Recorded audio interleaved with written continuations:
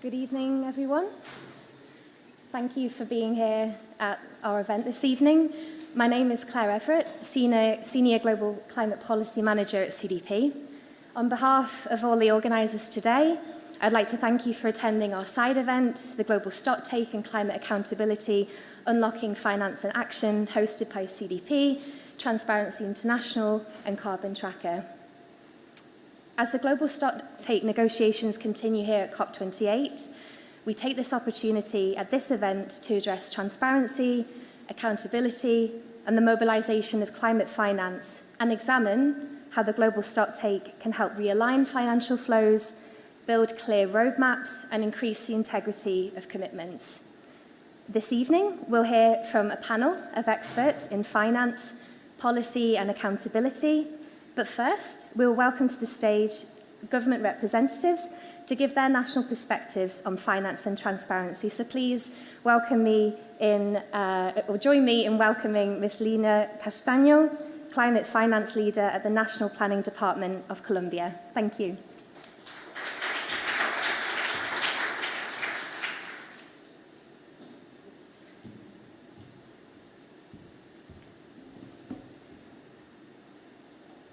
Good evening, everyone.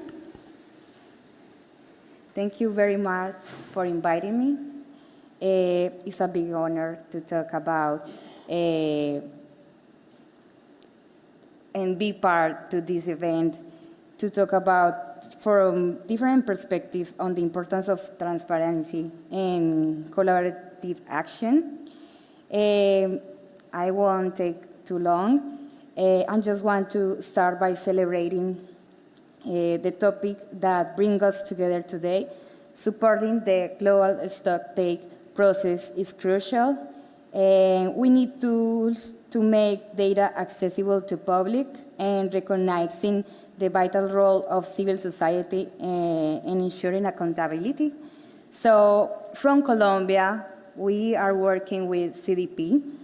And I just want to talk about, it's a great pleasure to speak to you and highlight a significant collaboration between the National Planning Department and CDP. This collaboration reflects our shared commitment to access valuable information and experiences in an effort to understand and enhance private sector practices and strategies related to the implementation of our national climate agenda. This alliance represents a bold step forward as we explore how Colombian businesses are dealing with climate issues and helping sustainability. So through this initiative, CDP will share valuable information, including corporate performance in climate risk management, indicators on greenhouse gas emission and the goals these companies set to reduce them. We will also closely examine companies' practices in deforestation risk assessment, their commitment through the supply chain, traceability, and certification. Additionally, efforts related to water risk assessment, water accounting, governance, and goals and initiatives for water protection and management will be explored. So this joint effort with CDP has a clear purpose: to promote the public disclosure on environmental information by Colombian companies through the CDP platform, a world-renowned reporting system fully aligned with TCFD recommendations.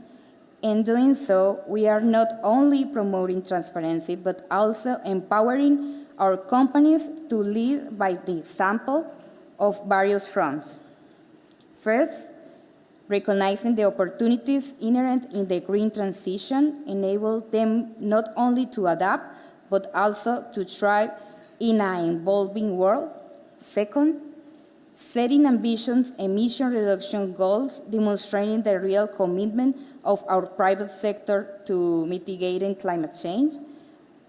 Third, preparing for regulatory evolution at regional and global scales, anticipating regulatory changes and maintaining competitiveness. Four, enhancing awareness of risks and strengthening long-term resilience, promoting a resilient, sustainable corporate culture, and fifth, improving communication and trust with the shareholders, strengthening relationship with those who trust in the leadership and responsibility of our companies. I think this collaboration is not just about data and figures. It's about building a path to a sustainable and resilient future. So thank you very much for inviting me here. And I hope this panel brings us together with the transparency and the objectives that CDP wants to improve. And thank you for your attention and commitment.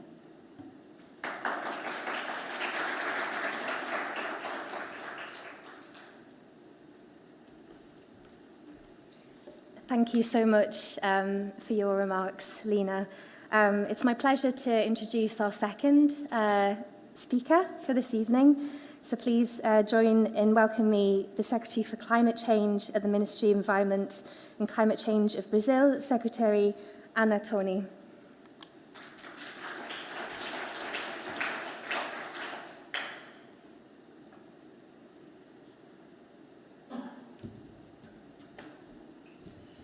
Oops. So hello, good evening, everyone. Thank you so much for the invitation. It's an honor to be here. Now from Transparency International, CDP, and Carbon Tracker. What a three group of organizations to talk to in terms of accountability and transparency. We definitely have the best ones promoting this event. I just want to share with you a little bit in terms of what we are doing in Brazil and hopefully how COP30, the road to COP30, and also in terms of G20, what can we do and things that we are deciding.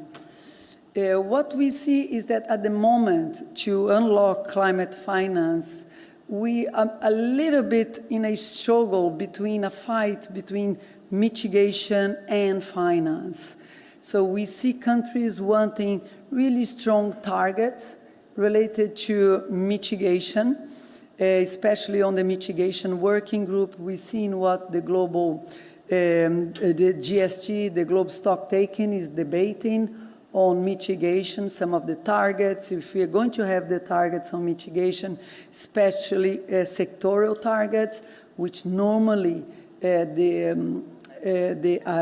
Paris Agreement don't have sectorial targets. You normally have sectorial targets on the pledges, on the declarations that come side by side, but we also know that the declarations are not legally binding. So what you have there is like pledges from governments, and God knows if they're going to be accounted for that. On the other side, we have a lack of trust on finance, especially because a lot of the discussion has been on how much money developed countries are going to deliver to developing countries.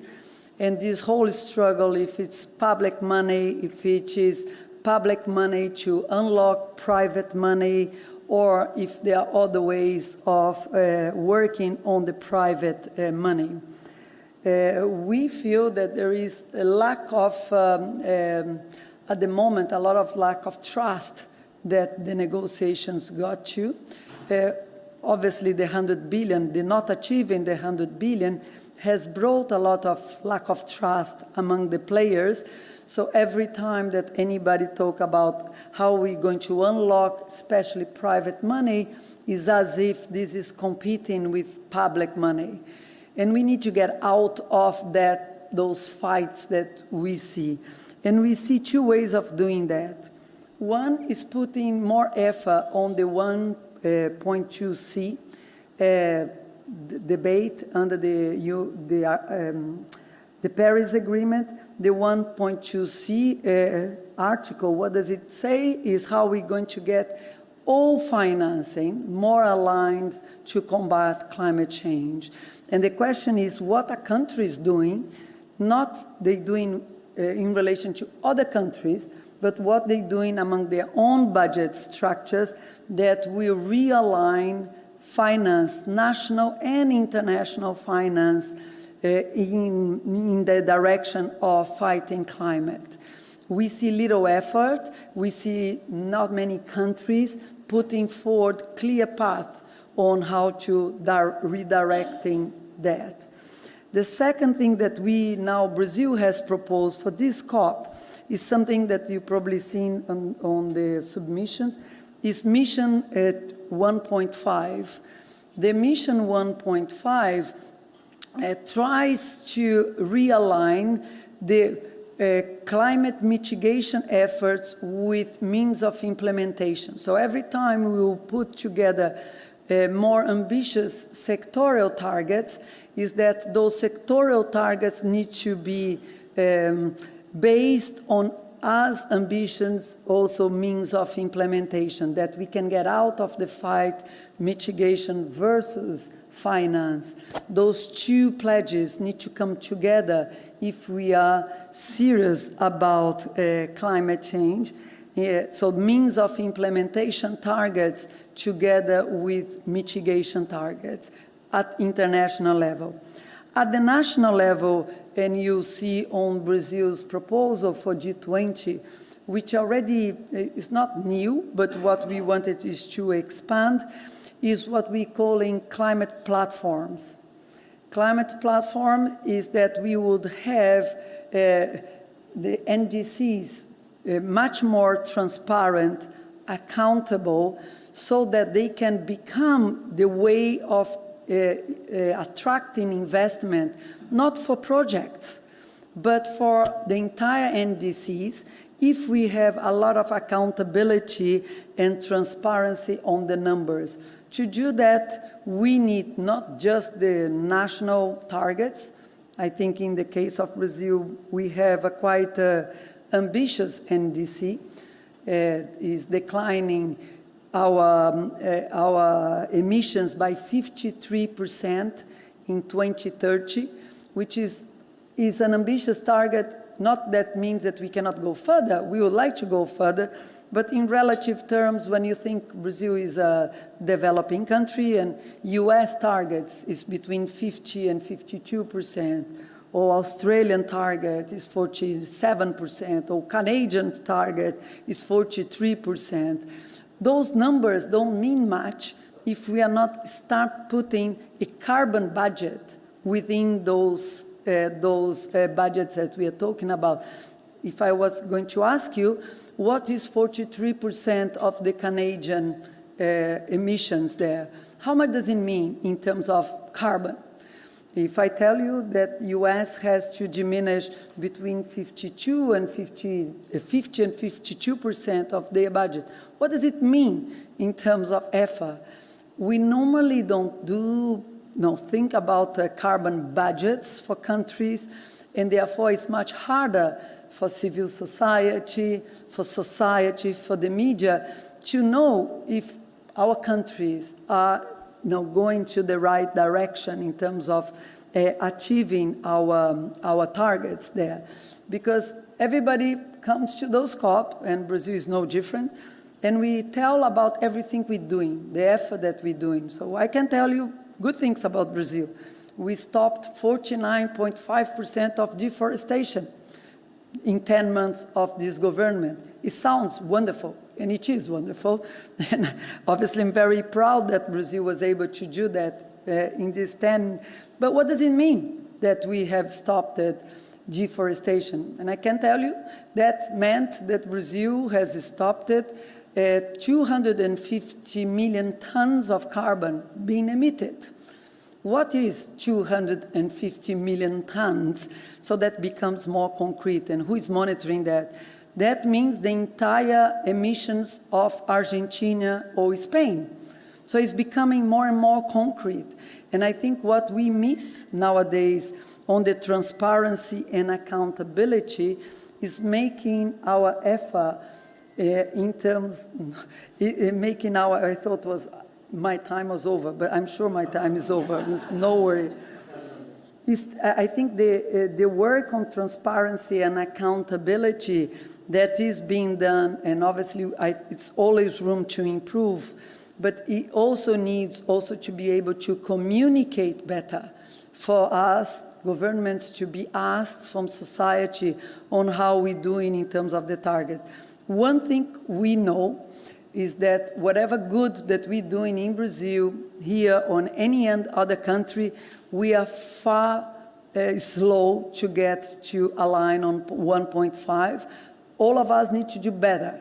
And how can transparency and accountability make sure that we will help us to be more ambitious, especially for COP30? That's we in Brazil that are going to be hosting COP30. We needed to get there with a much clearer transparency and accountability system so that the entire world can help us to bring ambitions to all the NDC, the second NDC for every country.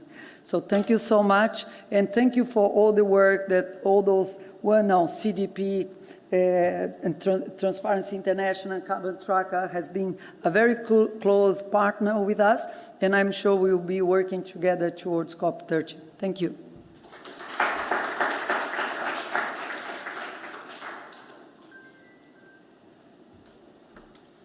Thank you so much, Secretary Tony. It's now my pleasure to turn to the panel discussion. So I'm really pleased to welcome to the stage our moderator, Rachel Owens, the Director of Finance at the European Climate Foundation, and also our speakers, Jana Elhor, the Global Lead Social Dimensions of Climate Change at the World Bank, also Pietro Bertazzi, Director of Policy at CDP, Richard Folland, Head of Policy and Engagement at Carbon Tracker, and Kashif Ali, Executive Director, Transparency International, Pakistan. Over to you.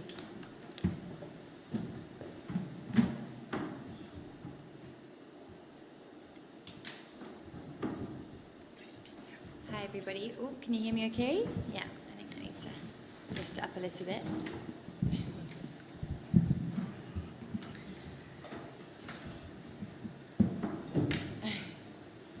So thank you so much to the keynote speakers. I think that really set the scene for the next part of our discussion, having those two national perspectives, and particularly hearing about the ambition we want to achieve by COP30. I think there was such a kind of very inspiring when sometimes I think some of us can lose hope in this area. And so thank you so much for your intervention, Secretary. So I think the panel the format we're going to follow is we'll have some kind of key interventions from our distinguished panel, and then we'll move on to some question and answer on the floor to hopefully have a lively debate, even if it is very late on a Sunday evening. So obviously, we've heard from the Secretary about how important transparency and accountability is in this. You can't hear me very well. How important transparency and accountability is in this space. There we go. I think something just happened.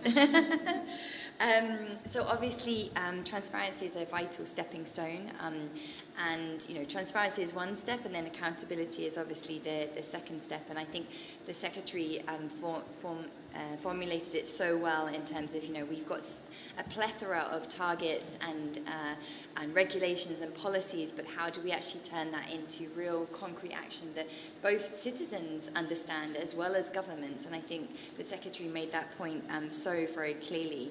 And around the table we had a number of different practitioners who are really operating in this space in different areas, and really working on what key tools can be used to make data publicly available, so to really use that disclosure to drive forward the ambition before COP30, which we're all looking for our hope for the future.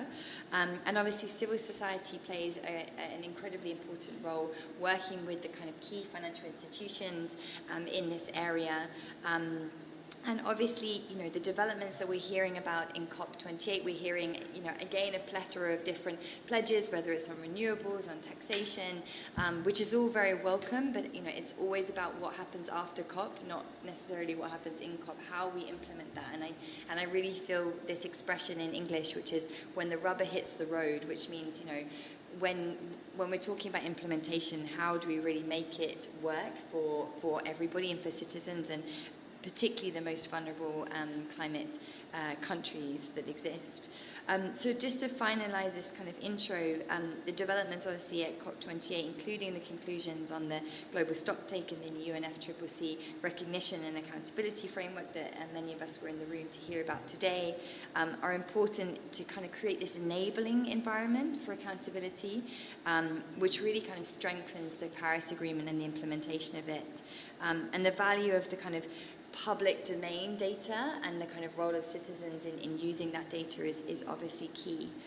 So I'm just going to move to our first speaker from the World Bank, Janet Elhor, who is the global lead on social dimensions of climate change.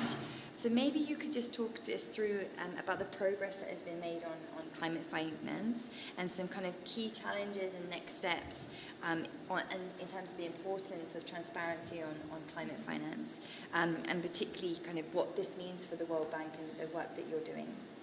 Okay, thank you. Thank you very much. Let me just check, first of all, if you can hear me okay? Perfect. Thank you so much for the invite. I'm very happy to be here, and it's so great that it's just like a 2-minute walk from the World Bank Pavilion, so that was perfect. Thanks a lot. I think it's not like hearing more and more about these pledges and looking at the amount of climate, or at least just the adaptation pledges or the mitigation pledges that are being made. We're looking at hundreds and billions of dollars that are being committed, and we know that cannot, if we are talking about how we want to make sure that it's effective and it actually reaches to the local level, we need to start thinking about transparency and accountability. At least identifying learning from development finance, peace building finance, how do we want to bring in those lessons that we've learned from different types of finance to climate finance. It's just good economics, basically, at the end of the day. And so I'm always disheartened by the fact that we need to always restart the conversation when we talk about these new funds or new sources of funds, because we're not taking those learnings that we have done before. And at the World Bank, we are trying our best to make sure that we move towards more, advocating more for transparency and accountability within climate finance. And it's rooted, actually, a lot of our work is rooted in the locally led adaptation principles. If you haven't heard of them, they were developed in 2021 and endorsed by by several governments and CSOs. And actually, just before coming to COP, there were about 80 governments and CSOs that have endorsed that, requesting to have citizens at the center of the decision making, ensuring that information flows to the local level, ensuring that you have systems put in place to track climate finance and ensure that it's delivered and efficient. And those principles have been guiding us, our action on different work streams, right? I'm the global lead for social dimensions of climate change. I work a lot through national systems, developing national system to move towards devolved climate finance, to the community levels, working with local governments and local communities, working a lot on the multi-sectorality. But also we have an initiative on green accountability, which pushes for greater transparency and accountability of climate finance, putting standards to really support ensuring basically that the money spent is spent effectively and efficiently, and also ensuring that civil society has a role in actually tracking climate finance. So green accountability actually actually, I think there's a call for proposal that will be launched this week. I'm trying to remember the date, but now all the days are all the same in my head, so I apologize. But please do visit, I think, the Resilience Hub. I think it will be December 5th or 6th. I think it's December 5th. Again, I apologize. I should have written the date. I was like, I know that event, so I have it in my head, but no, obviously I don't. Where there will be a launch of the Green Accountability Platform, which is a partnership that the World Bank is doing with World Resource Institute and other civil society organization, to basically move towards a platform, a global platform that would do a call for proposals for local NGOs that can submit proposals get grants to support, to do national type of tracking of climate finance in their own countries. And we've seen a lot of this work, a lot of these activities have happened and they worked beautifully, and we need to learn from them, and we're hoping that through this grant we can increase the number of these stories, evidence that we have accumulated over the years, and have a stronger evidence and knowledge base to say this is why we need to scale up transparency and accountability in climate finance. And some of the examples that we know that we're trying to build on is, for example, the Bangladesh citizen climate auditing that was done in Bangladesh, where we actually, there has been transparency of information on all the climate finance through government websites and sharing it on local and national level. And that's a beautiful example to take on and say, okay, this can happen, right? So how can we actually scale up that? And why do we need that? Why is the World Bank pushing for this? Because we know the work on climate change, whether it's from adaptation and mitigation, is not going to be only through public money. It needs private sector money. But we also need to de-risk that. And how do we risk it? By adding this social premium, by ensuring that when you're investing in climate finance in this country, you're getting this social premium where the climate funds are transparent, are accountable, and are actually getting to the local level. And once we start offering that social premium, we can test it with governments, we can share that with the private sector. Only then that we can actually start talking about leveraging the private finance. And this is what Secretary Anatoni was talking about. We shouldn't be talking about this kind of competition between public and private. Is how do we create a partnership between public and private on climate finance in a way that is accountable, transparent. We need more money on climate finance, but we cannot do it without better quality, and that should be the starting point. And actually, this is the starting point for us at the bank, and we want to make sure that we're working with partners on that. Please do visit the Green Accountability event, which I apologize again that I forgot the date, but it will be in the Resilience Hub on December 5th or 6th. And please do join us to learn more about the Green Accountability Initiative. Thank you very much. Thank you so much. Thank you so much. That was so brilliant to have so many concrete examples as well, but almost to kind of hear your theory of change, so how you kind of see the World Bank as kind of leading in this area, but also, how it's being implemented concretely. So thank you so much. That was really helpful. So now actually we were talking about the role of civil society and the role of kind of organizations in this space who kind of really work on that data disclosure. So I'll move over to Pietro to talk, about the CDP's point of view, and kind of really, what does, what would you say is kind of your role at CDP working on transparency and accountability in this space? What do you think about the global stocktake? And yeah, keen to have your views. Yeah, thank you so much. Great pleasure to be here with all of you tonight, and thank you for being here late on a Sunday night indeed. From our standpoint as CDP, we see that at the moment we need to deliver the climate agenda, and therefore it is not possible to deliver this agenda if we don't have a strong take on accountability. What does it mean, accountability? Of course, we can start, a literature discussion about, the meaning of accountability, but from our standpoint, accountability means for organizations to be responsible for the impacts that they have on the environment, and to be responsible for the commitments, the pledges that they made. Historically, I don't know how many COPs you've done, but historically every COP, there are pledges, there are commitments. At the moment, that is fantastic because, it's a moment to galvanize the attention of the people on this important topic, but we have the urgency of delivery. And therefore, we as CDP, we come in, quite strongly in this. We work on transparency, on corporate transparency. We help companies to disclose their sustainability information, their environmental information, looking at risks, opportunities, dependencies, and impacts. Of course, the global stocktake is in front of all of us.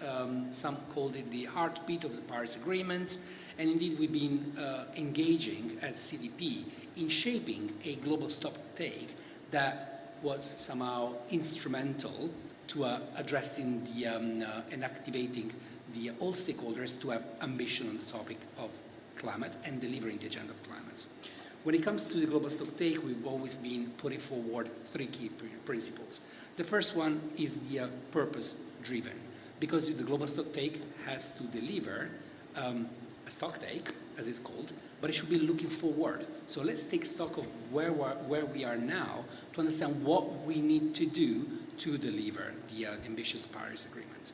The second principle is the evidence-based. We want, the global stocktake to be based on the evidence, on the data, and at the moment, of course, it is being negotiated, but a technical discussion that we joined that occurred over the past few years was taking into consideration the facts, the data, the evidence that was coming from the science, that was coming from the real economy, from the finance sector, and the civil society at large, sorry. Third point, it needs to be inclusive, because it is led by the member states, but indeed it needs to take in consideration all actors in society. There was a spirit of Paris. I was personally not in Paris, but at the agreement in 2015. But the spirit of Paris was to bring everybody on the agenda to have the shared responsibility for delivery. So great, tremendous uptake of the practice of disclosure, of commitments. We're still not there on the level of accountability. From our standpoint, this year, more than 23,000 companies have actually reported through our platform. This represents over 60% of the global market capitalization, which is pretty indicative, it's a good proxy, but we are still scratching the surface. We need to go much farther down into this. And that's why we believe it is critically important that the practice of disclosure actually becomes mandatory. And all the companies, of course, it's a journey, not everything everywhere all at once, but getting the private sector on board and having environmental disclosure on equal footing with financial disclosure. Other, three key elements that for us are important for accountability. I mentioned, of course, disclosure is the first stepping stone, but disclosure should cover actually a broad range of aspects. Should cover risk, opportunities, dependencies, and impacts. Because only if we look at the broad spectrum of what is the how is the company being affected by sustainability, by climate change, and the way around, how the company affects climate change, is the only way to go. The second element is transparency of commitments and pledges, and therefore, we've been working historically funding the Science-Based Targets Initiative that really helped to set, targets that were based on science and paves the ways towards, global standards on targets, and therefore, helps on the accountability side. And last is tracking progress and oversight on those actions. Of course, there is much more that we can share, but I will stop it here for now.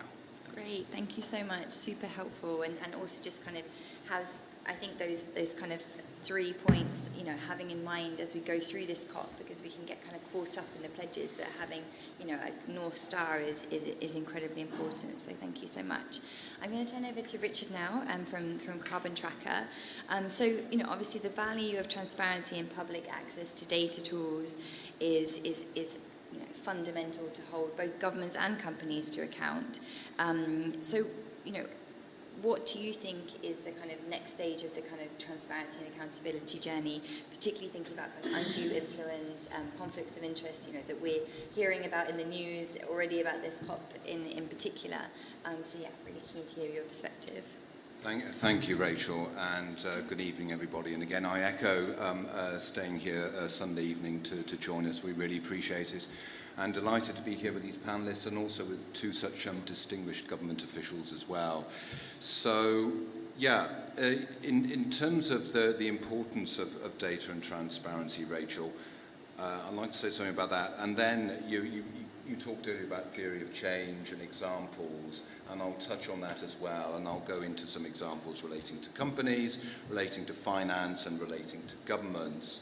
But first, in terms of the importance of data and transparency, in our view, it is very much a means to an end. That really is what it should be about, because, ultimately, so many of us working on this agenda in civil society. It's about reducing emissions, getting emissions off the table. That really is what it's got to be about. So what can data and transparency do there to drive accountability, which can then, with those decision makers, whether they're in companies, whether they're in finance, or whether they're in governments, which actually are going to help to reduce emissions and reduce emissions in line with the science. So there's got to be major urgency around this, of course. So Carbon Tracker's theory of change is we do focus mostly on finance and investment because we believe the financial institutions, whether it's banks or asset owners, asset managers and so on, can have major influence in terms of where money is invested.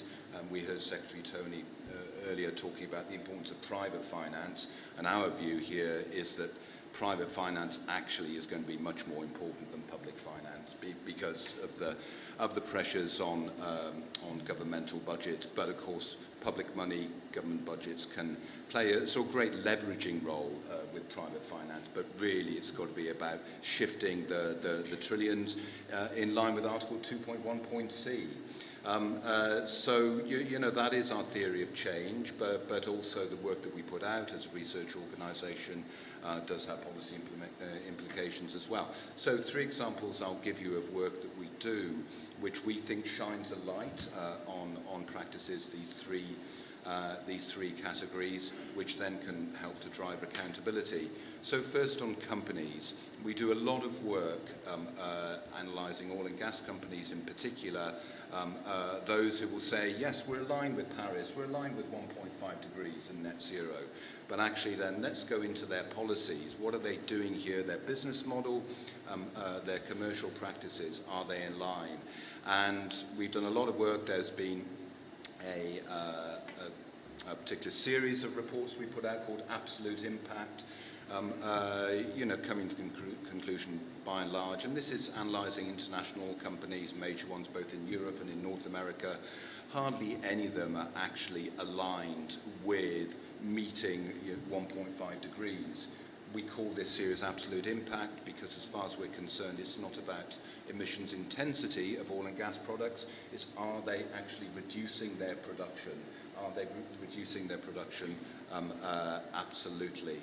And looking at what else they might be doing here in terms of are they accounting for their Scope 3 emissions, for example. That's another example. So that's one specific example there of work that we do in terms of driving greater accountability with companies. So then with financial institutions, we've been doing some work recently, to give you another example here, with the Environmental Audit Committee, which is a parliamentary body in the UK, in the House of Commons, and they scrutinise what is being done by companies and financial institutions on the environment and on climate. And they instigated a policy into finance and net zero, which involved us working with them, advising them to really ask some tough questions of financial institutions. Again, what are you doing in terms of you're putting out net zero pledges? What are you actually doing on this? Are you, for example, following advice from the International Energy Agency? There should be no new production in oil, gas and coal. Are you publishing your exclusion policies to get out of fossil fuels on your website? The transparency here. And it was very interesting, the conclusions that the Environmental Audit Committee published on Wednesday, just gone. And a real minority of these financial institutions, a range of them based in the UK, banks, asset owners and asset managers, very little transparency from them in this area. I mean, some of them not actually responding to the letters written by the Environmental Audit Committee in the first place. With others, you go on the website, yes, we're signed up to net zero, but how are you actually doing it? So that is work that I think the Environmental Audit Committee is going to be doing an important job there in scrutinising. Last example I'll give you, work that we're doing to drive greater accountability from governments. And this is a project called the Global Registry of Fossil Fuels that we launched about 12 months ago. We heard earlier from one of our government speakers about the importance of public access tools. So the Global Registry of Fossil Fuels, it's in the public domain, it's free to access, so it's not like private data, which is you have to pay for from providers like Rystad and Wood Mackenzie. And this is the first of its kind database on oil, gas and coal production and reserves. And the key point here, and this relates to the global stocktake, is that it is expressed in CO2 equivalent. So the global registry is looking forward here about the impact of production, planned production and reserves on the global stocktake. The global registry categorizes by country, also categorizes by company. It's actually got the support of the UN now from UNEP, and we're working with a number of stakeholders, examples like Extractive Transparency Initiative, to use the global registry as a tool, basically, a transparency tool, again, to help to drive accountability. I think the final point I'll just make about the global registry, it is policy neutral as well, so it can be used by investors, it can be used by civil society, of course, and it can be used with governments. And in that way, we are working with some governments now on the data that they publish on production and planned reserves, on how that data can be improved. Anyway, I'll stop there, Rachel. I hope that was of interest. Thank you. Thank you so much, Richard. I'm just going to pass on to Jana, who has the date. Oh, yeah, no, thanks. This is why I shouldn't put my phone away, but I got it out.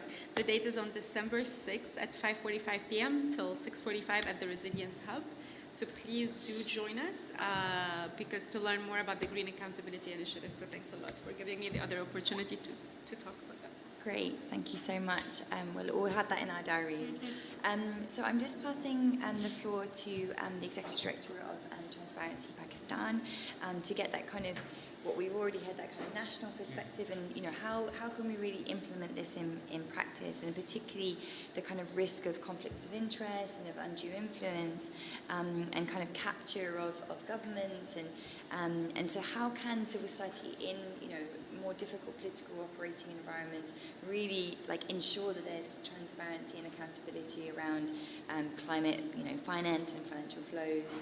I hand the floor to you. No, thank you, Rachel. I also wanted to thank you all for joining us today. Now, in terms of the accountability, I think a lot of the pillars that the earlier speakers have highlighted, and I just wanted to focus that for us as TI movement and also as a TI chapters who are working in different territories, the conflict of interest and undue influence are two primary, I think there are two primary factors which raise really a potent risk of corruption and climate finance. And just for those of you who are not familiar, conflict of interest, to put it very briefly, is a situation where those who possess authority, they are in a confronting position to let their private interests take precedence over the public interest. And the undue influence is a situation where you let your power and influence in decision making to get favorable regulatory outcomes.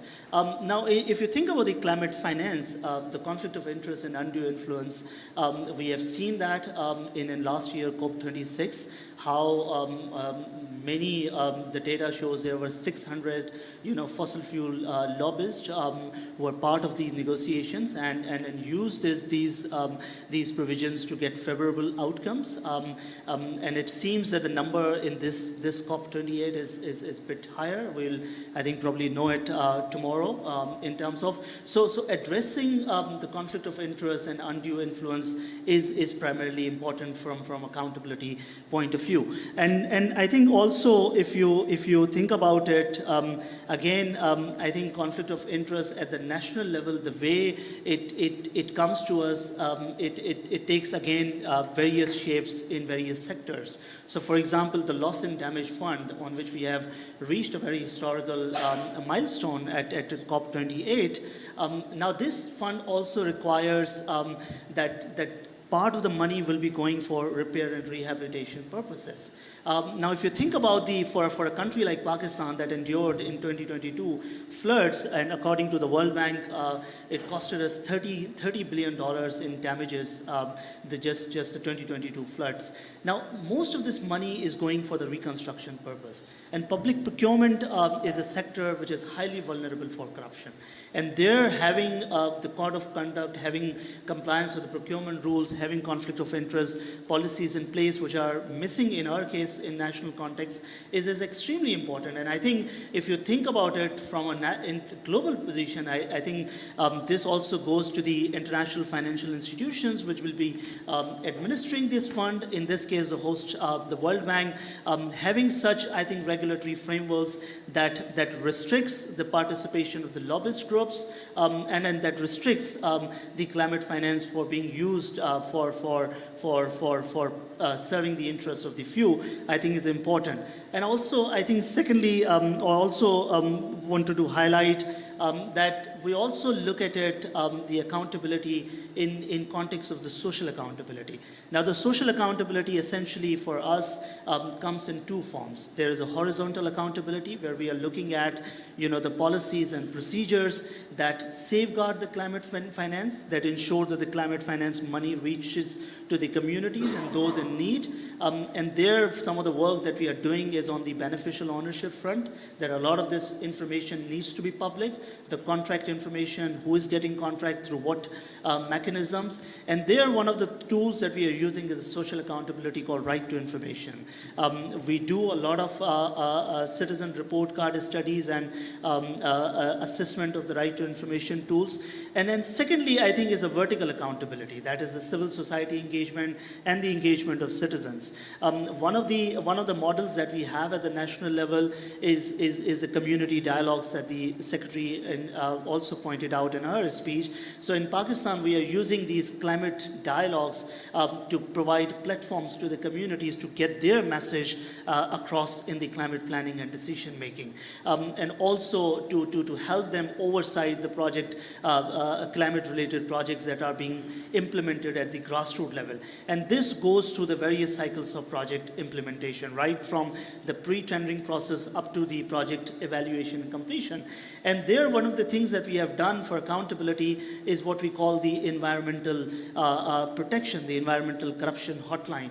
And if I tell you a lot of the corruption complaints that we are getting on this hotline, it shows how the money that is supposed to be used for mitigation and adaptation purposes is being misused and often takes the shape of conflict of interest. So I'll give quickly one example. So recently, in one of the biggest city, we had this huge climate project called resilient infrastructure rebuilding, and the contract was awarded on the basis of undue influence to a contractor which was very close to the public official. The complaint came to us on the environmental hotline. We took it up with the court. The matter went into litigation and eventually got cancelled because the corruption was proven on that. So such platforms are also, I think, providing a platform to the civil society and citizens to get their voice across and have their voice in the climate planning. And I think broadly, from the national perspective and global perspective, having such the whistleblower protection mechanisms, open data monitoring, access to information, public disclosure, all these are the integrity pillars that we, through Transparency International and our chapter work, are advocating for accountability in climate finance. Thank you. Thank you so much. A round of applause for our distinguished panel. Thank you so much. So we have around half an hour for questions, and I think I can kick us off while maybe people are thinking. But I think we've had such a rich range of different experience and expertise, and kind of how this is really working in practice, which I really appreciate from the panelists, both the kind of the broader big skies thinking about what we, whether it's about corruption in Pakistan and then how it's really can be tackled in kind of concrete terms. And I guess one of the things that it just occurred to me is that it really feels that actually this discussion should be at the heart of the negotiations in the other room, because, you know, we're having these discussions on the billions and the trillions, but if it doesn't actually land in the right way, if it's not spent on the right projects, then I just feel like this trust issue that the Secretary was talking about, and that we're seeing, you know, across the world geopolitically, the lack of trust, you know, whether it's, you know, citizens voting for kind of much more extreme parties, you know, across the world, or whether it's kind of, you know, the kind of lack of trust around the 100 billion, north-south kind of divide. I just feel like if we don't get this right, then actually we don't unlock all of the Paris Agreement, really. So, you know, it feels like this is kind of the start of, not the start, but this discussion should be taken elsewhere. So I just wondered if anyone had any reflections on this, kind of how this trust element, and how, you know, we can really use these tools to rebuild trust, and kind of, you know, don't fall foul to the problems that we've had with the kind of so-called resource curse that we had with fossil fuels. We had these problems, left, right and centre, corruption, lack of transparency, lack of accountability in the fossil fuel economy that we had. So how do we prevent that, you know, in this kind of green future, this green transition that we're all working towards? I don't know if anyone wanted to come on that big question. I can give you a starter, Rachel. Maybe, yeah. I mean, on the question of trust, I mean, there's two issues I can see. Someone will be much better able to talk about this than me on the first, which is you talked about the 100 billion and, you know, support for developing countries in tackling the transition. That's not only about the 100 billion, that is, of course, about adaptation finance as well. And, you know, it's way beyond the 100 billion clearly, right? But it's the 100 billion not being reached, which has really sort of generated that distrust. But I think, I mean, the examples I gave you earlier, what we're very focused on Carbon Tracker, and I think what really would help to generate a much greater degree of trust is to get rid of the greenwashing. You know, whether we're talking about companies, financial institutions, countries, you know, I imagine the audience knows this, but, you know, if you think about it, Paris does not mention fossil fuels. So, you know, when we talk about Article 2.1.c, it's about, you know, transition, you know, to sort of financial flows, low carbon. But, you know, without actually fossil fuels being mentioned in the Paris Agreement, that makes it a much tougher challenge. And so as a consequence, you see, whether it's companies or countries for that matter, who will hide behind, you know, the net zero pledges and so on, but actually not being transparent about, you know, what are their plans, you know, in terms of production. So, you know, addressing greenwashing in various ways through some of the mechanisms we're talking about would, I think, be a major step forward. Great, thank you so much, Richard. I have Jenna first, and then I'll be brief, because I think there's an environment where we're operating that there's more mistrust from different parties than there is trust. And I'm talking here about the global south versus the global north. I'm talking about the LDCs versus the SIDS. I'm talking about middle-income countries versus low-income countries. When we're talking about these different groups, every group has interest and has needs and priorities that are different than the others, and then it's creating a lot of mistrust in terms of what is the driver to bring the change, what is the driver behind the billions of dollars that are being asked for, and we need to work on that trust. So that is something that needs to be done on the global arena stage. But this doesn't mean that the work that we need to do on more transparency, accountability needs to stop. I think if we are not into that conversation, there is still a space for us to work and show the results, because there is need to build the knowledge and the evidence.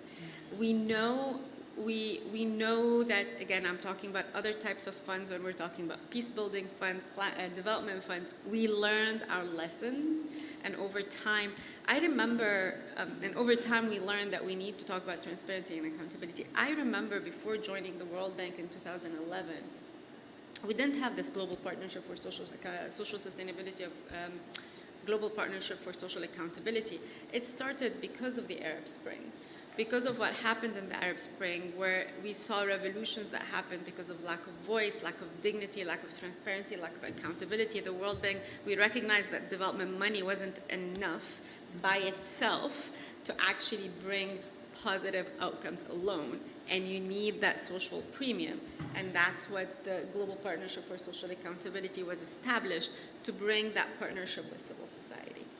I think this is going to take its time, but I think we need to continue the good work. We need to continue to see what do you get from including more transparency and accountability, putting citizens at the heart of decision making, putting civil society organization to track climate finance, ensuring that using them as third-party monitors. Not only that, I've been in all these conversations where like always talking about, oh, but if you want to engage with CSOs, they need to be accredited. Let's do that. Let's get that done, right? If you're saying, oh, CSOs cannot because they need to be accredited by this global organization, let's do it. Let's get over the fact that we cannot do something because it doesn't exist. And I think as we start building the evidence and the knowledge, I think with time we'll be able to join forces and be part of those discussions that are happening. It will take time. I'm sure it will happen. We've seen before it has happened, but also there is responsibility on us for work that needs to be done. I took a lot longer than what I expected to I'm say. so glad I brought you in. Thank you so much. No, I just wanted to quickly, add. So I think the mistrust that we are talking about, we very much see it at COP28 as well. And I think loss and damage fund is one example of that. The global south and north that we are talking about. So if you look at it, I mean, the climate finance, it requires for the developing countries to get a proportionate, finance to the damages. So, for example, the World Bank estimates that up till 2030, the developing countries, the climate-related hazards are going to cost developing countries between $280 billion to $540 billion per year. If you look at the finance that has been promised at this COP, is meager amount of $59 million. Similarly, I mean, I give you an example of Pakistan that we incurred a loss of $30 billion in just one flood. So there is this mistrust, and this we find in case of the either the countries which are historic emitters of GHG gases, or the companies or the fossil fuel industries. So there is this. But then I think for the climate finance transparency, one of the best tools for building this trust is a social accountability. And we see that how at the grassroots level in countries, that when citizens have a participation in climate planning, when they have a participation in terms of the oversight of a project, they feel the ownership. I mean, one of the things that we do at our environmental corruption hotline is to tell citizens that you need to raise your voice, is to give them skills, and that helps in building that trust that we see also missing between the government and the citizens at more national level. And there, I think the social accountability is one of the good tools that we have for building that. Great, thank you so much. Did you want to come in, or shall I? Yeah, maybe very briefly. Sure. Indeed, and of course not a surprise, I will go back to the topic of transparency and disclosure, because that helps building trust.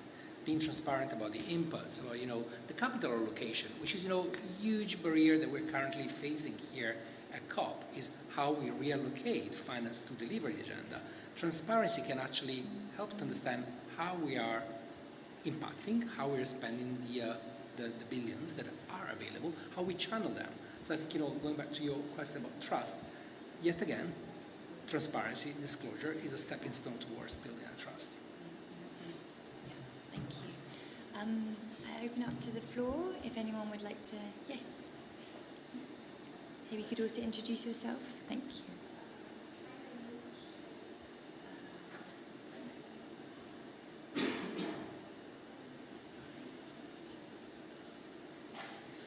Hi, my name is Aslisha. I'm a climate lead specialist at Novozymes. It's a global biotech company. I kind of wanted to bring a little bit of the private sector perspective to this conversation. Of course, it's really important to use the transparency and accountability framework to hold companies, governments, all actors accountable. But I think it's also a great way to leverage getting data to enable companies to actually decarbonize. At Novozymes, we have very ambitious net zero targets. We have a scope 3 target. And something we struggle with is getting the right data to identify where our emissions are, that will then inform our decision on how to decarbonize.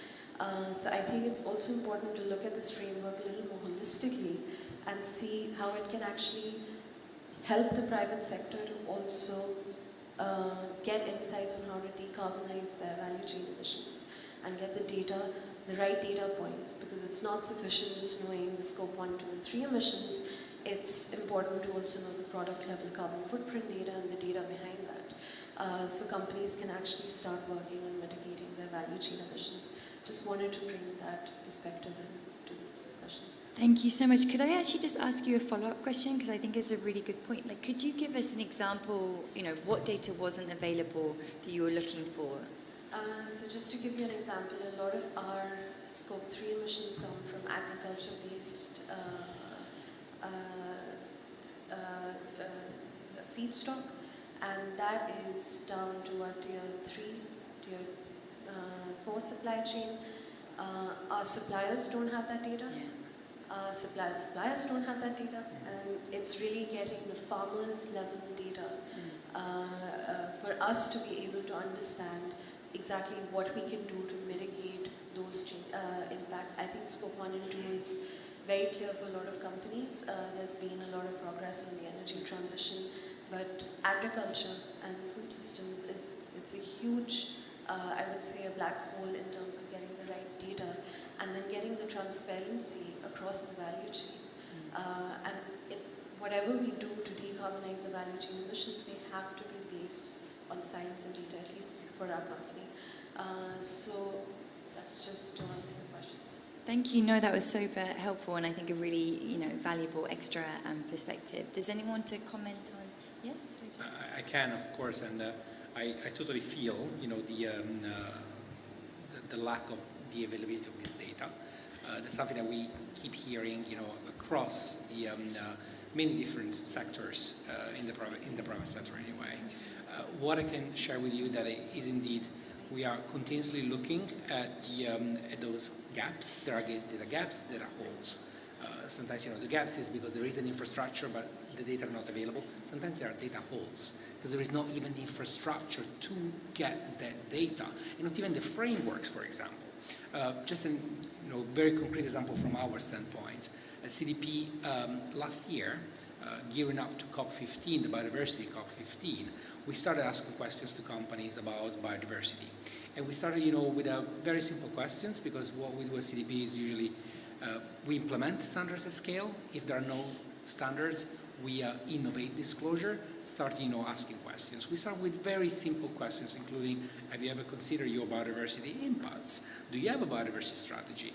And only that started getting the companies to think about those questions. So, of course, my answer needs to be, catering to the disclosure and the mechanism of disclosure, but I understand it's not enough. At the moment, the Greenhouse Gas Protocol is actually reviewing the protocol, and it's likely that there will be new elements being added. I'm talking, of course, about greenhouse gas there, but we see that this is a super fast-growing environment. Therefore, I expect new solutions to be coming.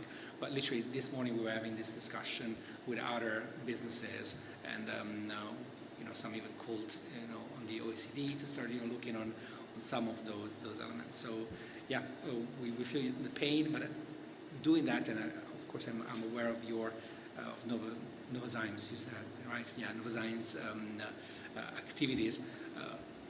When you start asking those questions to your suppliers, you will start norming that behavior. They will start thinking about that, because eventually it is as well a competitive advantage to have the data, because if there is another small and medium enterprise which is part of your supply chain, they will have that data, you will, of course, go towards, that direction because, you will be able to better manage your sustainability impacts.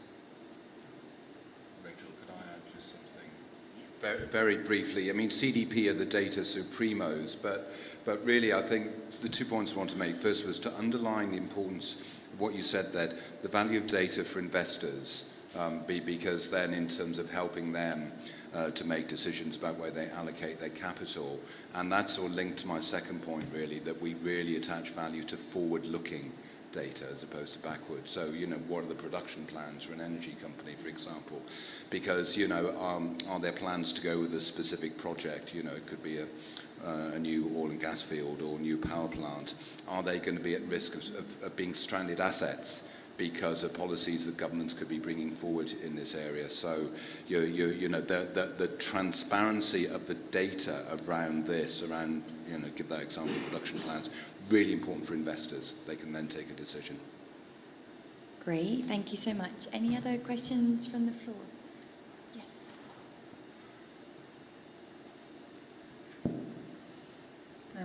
Thank you so much. I'm learning a lot, which is great. 2 comments and a question. On the distrust issue, I don't think it's just the distrust is only on the amount of money, the 100 billion, because we know 100 billion is nothing. But is one of the big concerns is where the 100 billion are coming from. Is that coming from development budgets, cooperation in food, health, that's just been diverted into climate funding? I think a lot of the distrust is coming on that. And the questions I had is, this discussion is happening at the negotiation. When you're looking at the whole debate about multilateral funding and what the multilateral organizations, World Bank, IMF and others, how they allocate their funding, how transparent they are, what the money is coming from, if they divert it. So I think it is there. But, and how we relate it to those 2 conversations, that is not very clear. But one of the issues is climate finance is still a niche. We feel we can look at project by project. It's impossible. We shouldn't, until we see that climate finance should be the mainstream rather than the niche. We are going to be tracing it by the detail, and I think we will never get the type of accountability that we need. Who can make companies and governments accountable? Companies are the consumers, obviously, and the governments are voters. And if we are not able to see the entire company or the entire financing from governments, and I think we needed to look at accountability on how governments are, first of all, where we put in our money, both developed and developing. There's so much subsidies to the wrong things. There's tons of subsidies to the wrong things. And it seems that we spend more time on scrutinizing projects by project that are trying to do something rather than looking at the entire budget of huge governments, both from developing and developed countries. So the question I had to you guys is there accountability and transparency for entire budgets of governments to say that the budgets of governments are aligned or not to 1.5, and how can we judge? In Brazil, we tried for the first time of having climate indicators into the Brazilian budget. We're just starting. I'm sure there are many things that we need to learn, but I think if we don't change the mentality that climate finance should be the mainstream, if it's just a niche, project by project, we are not going to get there on time. Thank you. Thank you so much, Secretary. And I think that point about we hear a lot in the IFI, international financial architecture, like Paris alignment of, the World Bank or others. But yeah, really at that national level, how do we ensure it within budgets? Yeah. Okay. Can I add Yes, something? of course. So one of the things about what you said, in Pakistan we have the Climate Governance Integrity Program being run by Transparency International. One of the things that we are doing is on the public financial management side. So in Pakistan, we have all the public spending is approved by the federal government. And then on the basis of that, the provincial do their own planning. And then on the basis of the provincial approvals, the local ministries do their own approval. And all this hierarchy works in the planning and development department. And the way, the instrument through which this expenditure is incurred is called Planning Commission document, the PC1.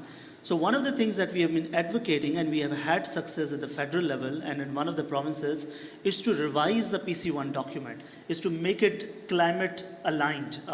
So every project or every public spending that is approved by the federal government must have a climate assessment. So is it contributing to this 1.5 degree target, or to the nationally determined contribution targets that the departments have set for themselves? And if it is doing, is there an audit done? Is there a control mechanism being followed, et cetera, et cetera? So what we are doing is to try to incorporate this component of climate assessments into the PC1, the Planning Commission 1 documents. And I think it's a good example in our case, and something I don't know what is in the other countries, but this is something that we are working very actively with the federal and provincial governments. Great, thank you so much. Secretary, did you want to come back? No.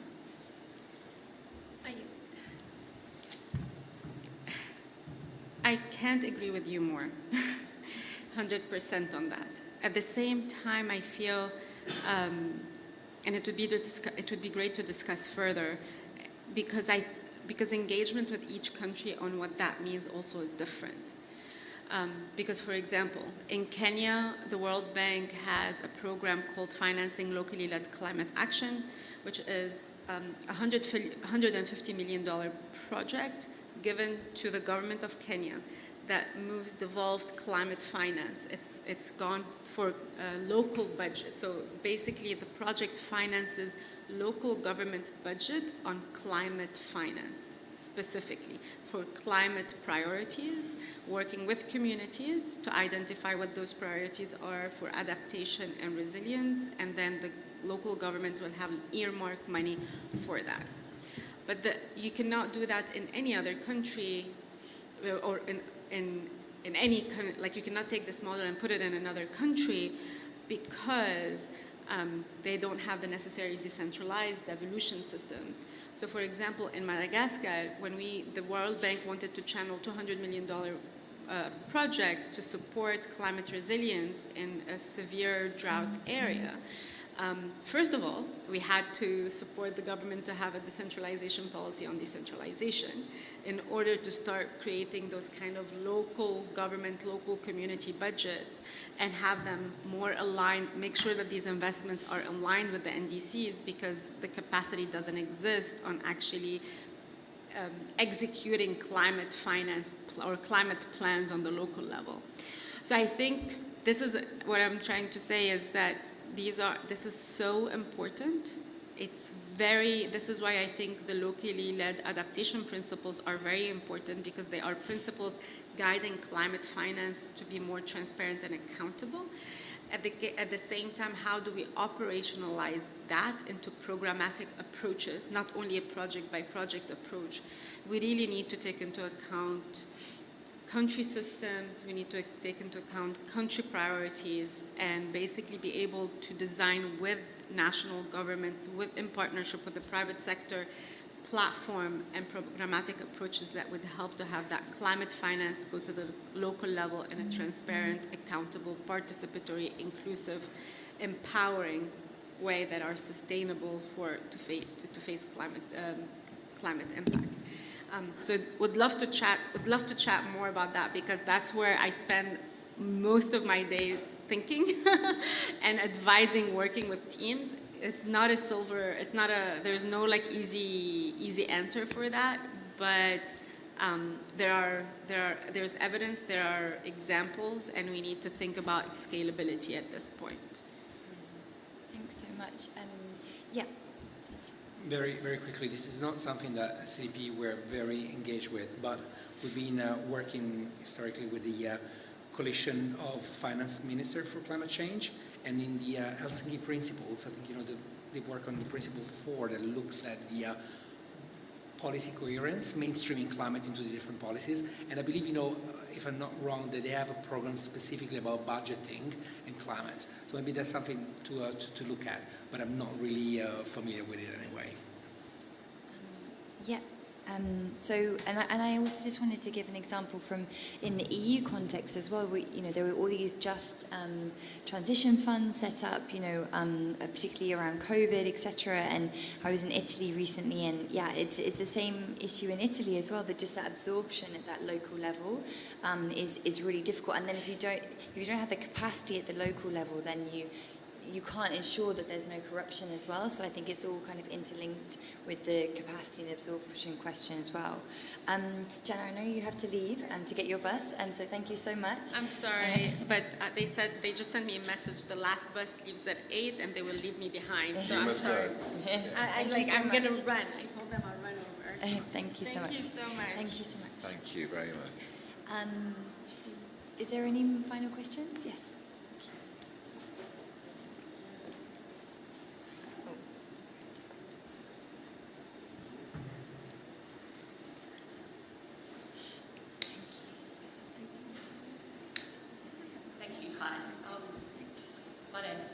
My name's Sam. I'm working for an initiative in Australia called Climate Integrity, looking at accountability and public trust in business net zero pledges.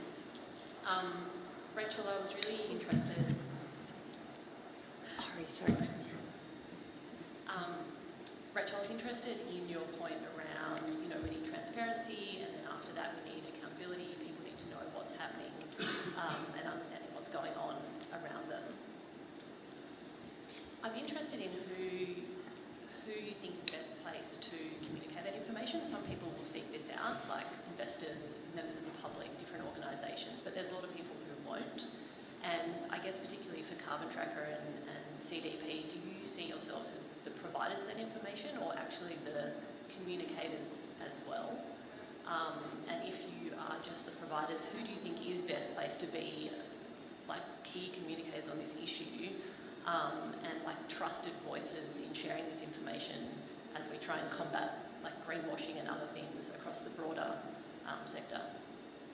Super interesting question. Anyone like to? Richard, do you want to go first? Yeah, I think great question. In answer to it, I'd see us as interpreters of data. We're analysts first and foremost. The team, a lot of people who used to work in financial services and also economists as well.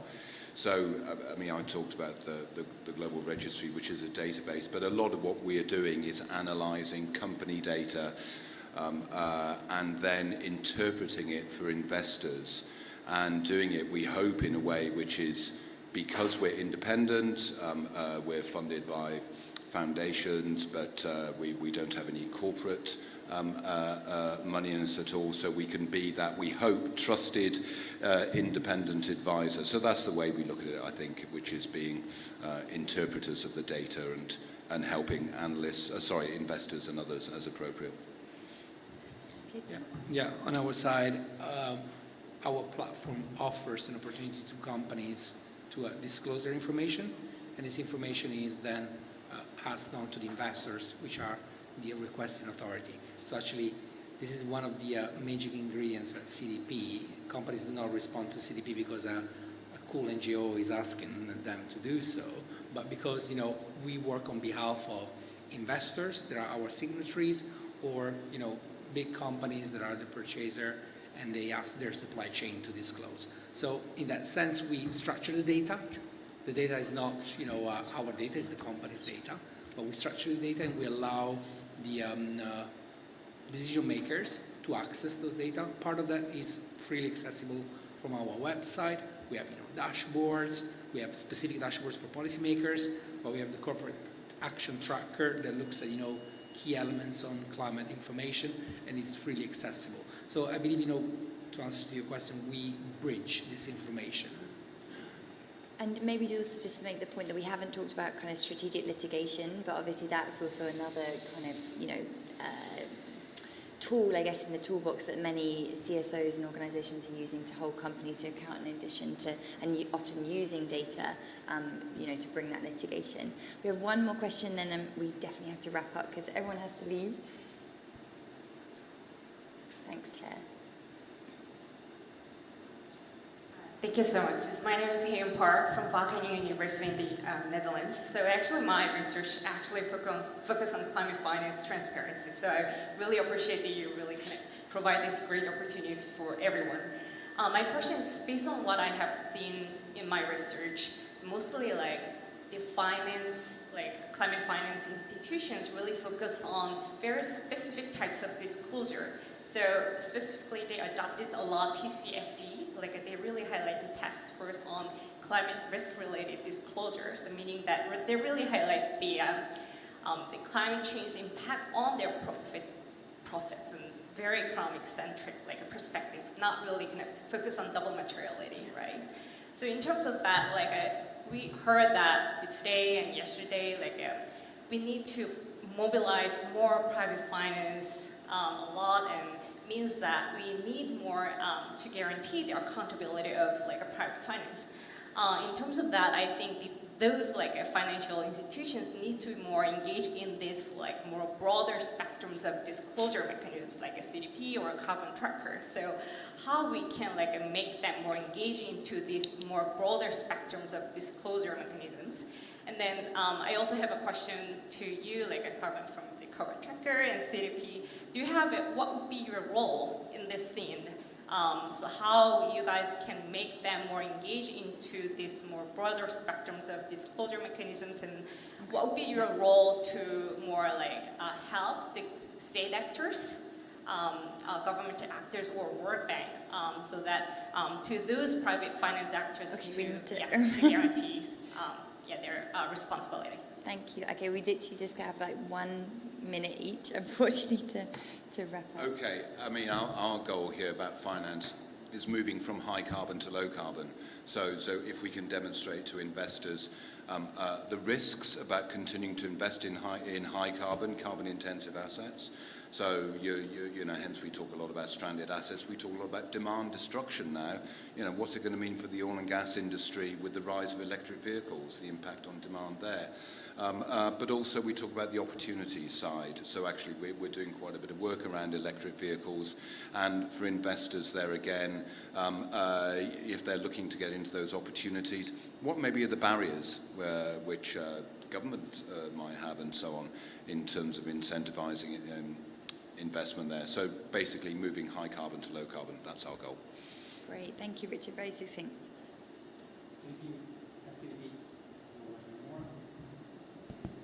I'll shout. Okay, now it works. At CDP, we work on behalf of investors. So actually, the financial institutions are our signatories. We got, hundreds of those that actually ask us to ask companies this disclosure. So we believe, there is a lot of attention on that topic. On your question on the double materiality, I think, it's critical. That's why I stressed in my speech, several times, disclosure on risks, opportunities, dependencies, and impacts. So we are fully aligned that we're going to align our disclosure. We are already fully aligned with the TCFD recommendations, and we're going to align in 2024 our disclosure with the IFRS standards, the SSB S2 standards. That is a fantastic starting point for all the companies, because I think that actually allows the shift in the capitals, because it speaks the language of investors. Great, fantastic. It's foundational, but we will still ask questions about inputs on people and planet. So we embrace what in some jurisdictions is called the double materiality. Thank you so much, everyone, for joining on this late evening. So I'll just wrap up by saying a round of applause for all of our wonderful panelists. And thank you so much. Oh, did you just in time? Thank you, everybody. Oh, sorry. I just want to take a minute. The Transparency International and World Bank and Green Climate Fund are organizing this symposium, which is being launched, I think in a week or sometime. So you're welcome to submit your submissions, because I see a lot of researchers in the room. And the topic is integrity in climate finance. So we are looking at generating evidence through research papers in terms of what best practices can be implemented. And this will be in May next year.